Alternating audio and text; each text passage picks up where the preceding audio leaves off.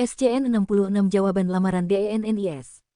Hari baru, Nisa mulai menikmati kegiatannya mengajar. Mengajar di beberapa kelas yang diamanahkan oleh sang abi. Seperti hari ini Nisa mengisi 3 kelas, pada kelas santri putri. Setelah selesai dengan semua tugasnya, Nisa kembali ke rumah utama. Seperti biasa Nisa akan membantu kegiatan di dapur, seperti menyiapkan bahan makanan untuk makan malam para santri. Nisa, panggil sang Umi. Ya Umi, jawab Nisa yang masih sibuk memotong beberapa sayur di dapur umum. Ada anak Tama datang, ucap Umi. Nisa tampak mengerutkan dahi, menatap pada Uminya. Nyari Nisa, tanya Nisa yang memang tidak paham, karena tidak pernah menerima tamu siapapun di rumah, dan saat ini tiba-tiba Tama datang berkunjung. Iya, mungkin mau menanyakan soal Ali, jawab Umi memberi penjelasan. Mengingat itu Nisa pun paham tujuan dari Tama datang berkunjung. Segera Nisa mencuci tangannya, dan menyerahkan pekerjaan yang belum selesai sebelumnya pada beberapa santri putri yang bertugas hari ini. Nisa berjalan sedikit cepat menuju rumah utama. Assalamualaikum, ucap Nisa dengan suara lembut ketika masuk ke dalam ruang tamu yang berada di bagian teras rumah. Benar saja, di sana sudah ada Tama dan juga abinya yang sedang mengobrol entah apa itu. Waalaikumsalam, jawab Ustadz Hamzah dan Tama bersamaan. Nisa memilih duduk di samping sang abi, tepat di hadapan Tama yang duduk di kursi depannya. Nisa, ini nak Tama datang, mau menanyakan soal Ali, ucap Ustadz Hamzah ramah. Tama pun menganggukkan kepala, membenarkan ucapan Ustadz Hamzah sebelumnya. Oh begitu, jawab Nisa dengan suara lembut. Alhamdulillah Ali semakin baik, selama 2 minggu ini Ali banyak belajar dan melatih kakinya untuk berjalan tanpa tongkat, ucap Nisa memberi penjelasan. Tama tampak menganggukkan kepala, mendengar penuturan yang disampaikan oleh Nisa. Syukurlah jika begitu, semoga Ali segera pulih seutuhnya, ucap Tama. Abi, ucap sang Umi yang tiba-tiba datang, dan memanggil Ustadz Hamzah. Yami, jawab Ustadz Hamzah. Abi, itu ada Ustadz Furqon berkunjung, ucap Umi. Ustadz Hamzah mendongakkan wajahnya menghadap istrinya yang berdiri di ambang pintu rumah. Iya Mi, sebentar lagi Abi menyusul, ucap Ustadz Hamzah kemudian. Setelah kepergian Umi, Ustadz Hamzah menyampaikan pada Nisa dan Tama untuk menemui temannya sebentar.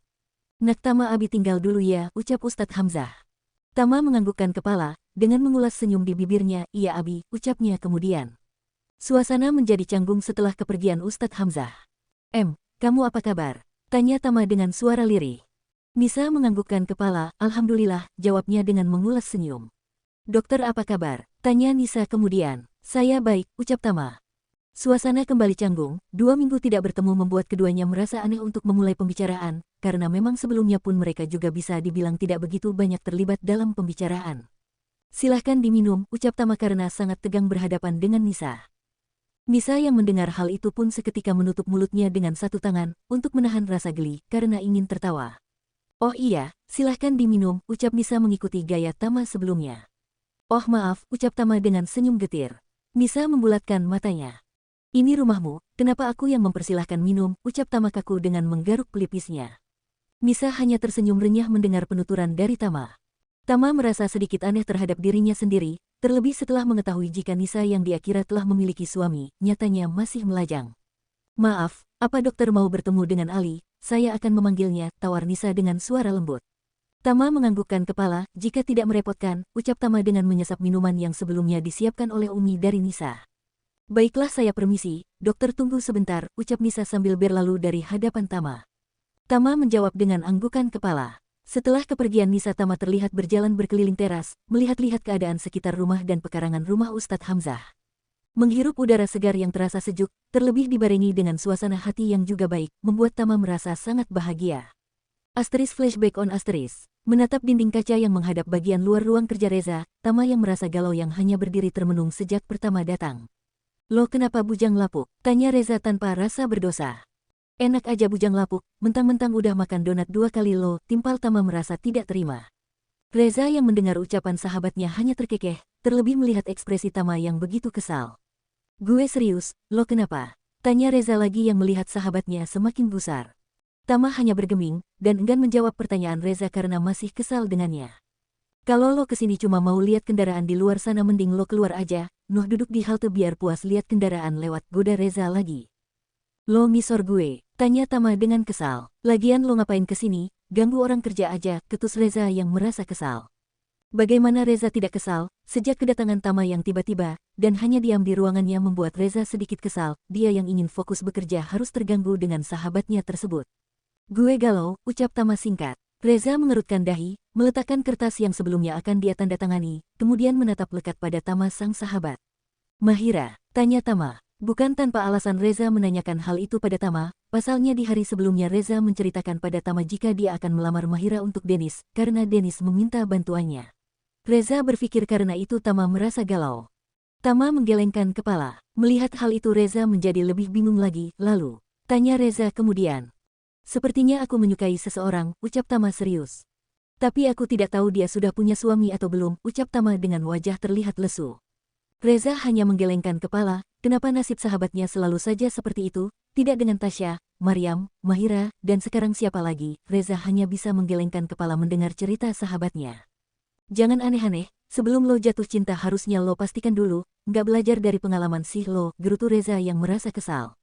Tama hanya mendengus kesal mendengar ucapan sahabatnya, pasalnya apa yang dikatakan Reza adalah benar adanya. Emang siapa yang lo suka? Tanya Reza penasaran. Tama tampak berpikir, ragu akan mengatakan sosok yang tengah dia kagumi. Kalau lo diam mending lo balik aja, ganggu tahu nggak, kesal Reza karena Tama hanya diam saja. Tama tampak menghela nafas panjang dan terasa begitu dalam, kemudian menghembuskan perlahan. Anak Ustadz yang waktu itu santrinya gue tabrak, jawab Tama dengan suara datar. Ustadz Hamzah, tanya Reza, dan Tama menjawab dengan menganggukkan kepala. Lo suka sama anak Ustadz Hamzah yang mana? Tanya Reza lagi penasaran. Tama hanya bergeming. Lo suka sama yang baru pulang dari Kairo, atau yang masih SMP? Goda Reza. Tama hanya mendengus kesal, lagi-lagi Reza selalu meledek dirinya. Melihat ekspresi Tama yang kesal, Reza pun kembali ke mode serius. Tenang, kalau yang lo maksud Nisa, dia belum punya pasangan kok, ucap Reza serius. Tama membulatkan kedua bola matanya menatap pada Reza, lo yakin? Tanya Tama serius. Reza menganggukkan kepala. Saran gue lo bergerak cepat, kalau lo serius suka sih, saran Reza. Tama terlihat menautkan kedua alisnya. Kenapa harus buru-buru, kita belum pendekatan, ucap Tama asal. Setelahnya Reza menceritakan pada Tama di mana Dennis pernah mengatakan jika Ustadz Hamzah pernah melamar dirinya untuk Nisa, namun Dennis menolak karena dia telah melamar Mahira. Reza pun juga mengatakan, tidak menutup kemungkinan jika Ustadz Hamzah akan mencarikan Nisa jodoh lain, mengingat usia Nisa juga seumuran dengan Mahira, yang tentunya usia 27 tahun merupakan usia yang sangat matang bagi wanita untuk segera membina rumah tangga dan memiliki keturunan. Asteris. Di tempat lain Dennis ditemani kakek Amar dan juga Reza tengah mendatangi kediaman Abi Hanif. Dengan perasaan berdebar, namun membawa keyakinan yang begitu tinggi Dennis yakin untuk melamar Mahira. Jadi begini Pak Hanif, ucap kakek Amar. Kedatangan kami kemarin adalah untuk meminang Mahira untuk menjadi pendamping Dennis, ucap kakek Amar dengan wajah tenang. Abi Hanif menyambut baik kedatangan kakek Amar, Reza, dan juga Dennis. Dennis ini sudah saya anggap seperti cucu saya sendiri, ucap kakek Amar lagi. Abi Hanif dan Umi Maya mendengarkan seksama setiap ucapan yang disampaikan oleh kakek Amar. Terima kasih kakek, kami sangat senang dengan kedatangan Nak Dennis, kakek dan juga Nak Reza, untuk niat baik melamar anak saya, ucap Abi Hanif. Dan insya Allah kami menerima niat baik Nak Dennis untuk menghalalkan Mahira, ucap Abi Hanif tanpa basa-basi. Bukan tanpa alasan Abi Hanif mengatakan demikian, karena sejak rencana kedatangan kakek Amar yang telah dia ketahui, Abi Hanif langsung menanyakan pada Mahira tentang jawaban yang akan diberikan pada lamaran Dennis. Alhamdulillah, jawab Dennis, kakak Amar, dan Reza bersamaan. Setelah mendapatkan jawaban atas lamarannya, Dennis merasa begitu bahagia. Terlihat sesekali Dennis yang menatap intens Mahira dari sudut mata indahnya. Mahira yang merasa ditatap pun hanya menundukkan wajahnya, mengingat keduanya belum halal. Lalu mengenai rencana dan tanggal pernikahan, sebaiknya kita bahas sekarang saja, saran kakek Amar. Hal itu kakek Amar lakukan karena alasan, jika kedua belah pihak sudah saling setuju, maka untuk apa berlama-lama, alangkah lebih baiknya jika disegerakan, begitu pendapat kakek Amar. Dek, mendengar hal itu Mahira sedikit terkejut, begitu juga yang lainnya. Bagaimana Mahira dan Nak Dennis? Tanya Abi Hanif. Kembali Mahira merasa berdebar dengan pertanyaan sang Abi yang ditujukan kepada dirinya. Begitu juga Dennis yang juga merasa sedikit terkejut namun, dia merasa bahagia, menurutnya mungkin lebih cepat lebih baik. Mahira terserah Abi dan kakek saja, ucap Mahira lirih. Dennis pun menganggukkan kepala, menyetujui ucapan Mahira sebelumnya. Baiklah, jika kalian sudah saling setuju, bagaimana jika akad kita lakukan minggu depan, ucap kakek Amar memberi saran. Apa tidak terlalu cepat kek? Tanya Reza yang sedikit bingung dengan ucapan kakeknya. Kakek Amar menatap sang cucu, tidak ada yang cepat dan atau lambat Za, mereka sudah saling setuju, untuk apa masih harus menunggu, ucap sang kakek. Reza menganggukkan kepala, mengerti dengan ucapan sang kakek. Mengingat acara akan dilakukan secara sederhana atas permintaan Mahira. Setelahnya Abi Hanif pun menyetujui saran dari kakek Amar, karena tidak akan banyak yang perlu disiapkan. Meskipun begitu Abi Hanif akan tetap mengundang beberapa tamu selain keluarga besarnya, terutama karyawan pabrik dan perkebunan yang sudah mereka anggap seperti keluarga. Selain untuk syukuran, mengingat acara pernikahan tersebut juga menjadi simbol jika keduanya telah sah menjadi suami dan istri. Sementara dari pihak Dennis, karena tidak memiliki keluarga, kemungkinan hanya kakek Amar dan Reza lah yang akan menemani, namun rencananya setelah menikah Dennis akan mengadakan syukuran di panti asuhan. Untuk acara pernikahan kakek Amar lah yang akan mengurus semuanya, sejujurnya Dennis menolak hal itu karena terasa sangat berlebihan. Namun kakek Amar meyakinkan, terlebih di mana Dennis yang sudah menemani Reza bertahun-tahun dan sudah dianggapnya sebagai cucu.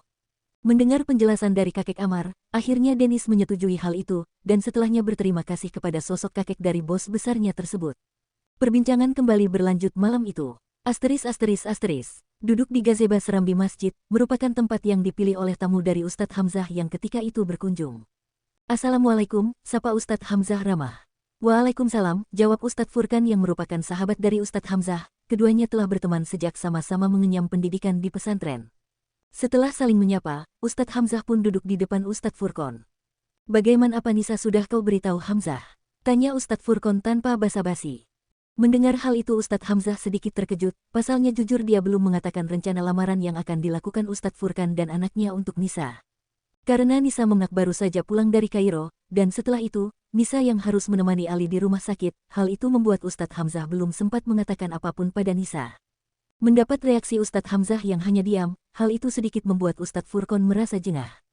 Kau tidak lupa bukan Hamzah, bagaimana dulu pembebasan lahan ini, ucap Ustadz Furkan mengingatkan kejadian beberapa tahun yang lalu. Kejadian di masa silam yang begitu membuat Ustaz Hamzah menguras tenaga dan pikirannya kala itu. Furkon, aku tidak lupa hal itu, hanya saja memang aku belum sempat mengatakan pada Nisa, ucap Ustadz Hamzah.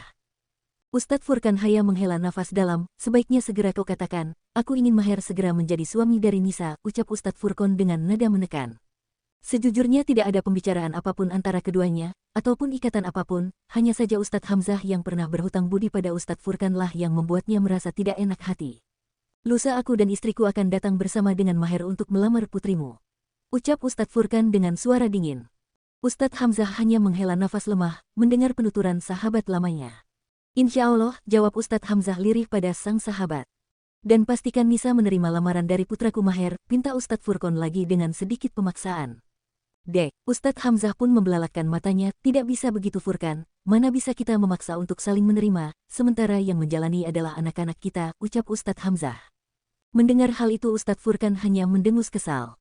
Sejujurnya Ustadz Hamzah sangat kesal pada Ustadz Furkon yang begitu mengendalikan keadaan, atas nama balas budi. Tidak masalah, aku hanya mengingatkanmu mengenai pembebasan lahan ini, ucap Ustadz Furkon lagi, dengan beranjak dari duduknya.